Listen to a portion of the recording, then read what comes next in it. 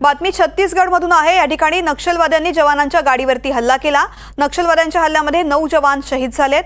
छत्तीसगडच्या बिजापूरमध्ये नक्षलवाद्यांनी हल्ला केलेला आहे। नक्षलवाद्यांनी जवानांची गाडीच उडवलेली आहे, ज्यामध्ये 8 जवान शहीद झालेत।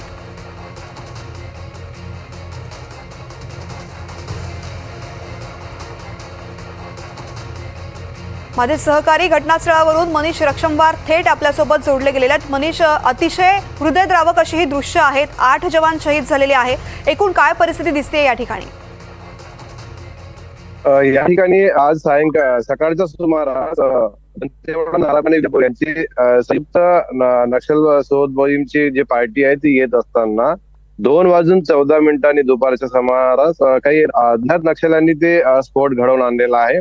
आणि या ठिकाणी आपण बघू शकता अक्षरशः असे चिंधड्या उडालेल्या त्या गाडीच्या, आणि हा स्फोट मोठा असल्यामुळे जमिनीला सुद्धा खूप मोठा खड्डा पडलेला आहे। गाडीचे तुकडे तुकडे उडालेले आहेत।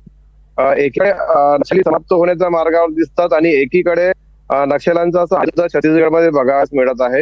आणि तृप्ती, मध्यंतरी अमित शहा सुद्धा इथे आले होते छत्तीसगडमध्ये, तेव्हा त्यांनी सुद्धा सांगितलेलं की नक्षल्यांना आम्ही नायनाट करू, पण अशा याच्यामध्ये जर अशा पद्धतीचे जर कारवाया होत असेल तर इकडे नक्षली समाप्त होण्याच्या मार्गावर आहेत की नक्षली पुन्हा त्यात आहेत हे सुद्धा करणे थोडं कठीण आहे।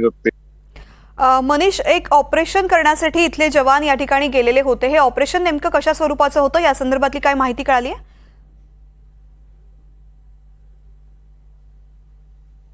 आतापर्यंत 8 जवान आणि 1 ड्रायव्हर असे 9 लोक आतापर्यंत शहीद झालेले आहेत। त्यामध्ये जवानांचे सुद्धा पूर्ण अक्षर छिन्न विछिन्न असे तुकडे झालेले आहेत आणि तो ब्लास्ट खूप मोठा असल्यामुळे त्याची तीव्रता आपल्याला सांगता येणार नाही। तृप्ती, मनीष, धन्यवाद या संपूर्ण सविस्तर माहितीसाठी। तर छत्तीसगडमध्ये नक्षलवाद्यांच्या या हल्ल्यामध्ये 9 जवान शहीद झालेले आहेत। 8 जवान आणि वाहनाचा 1 ड्रायव्हर यांचा यामध्ये समावेश आहे। बिजापूरमध्ये नक्षलवाद्यांनी जवानांच्या वाहनावरती भीषण असा हल्ला केलेला आहे। या स्फोटामध्ये 8 जवान शहीद झालेत आणि 1 ड्रायव्हर सुद्धा शहीद झाल्याची माहिती मिळते आहे।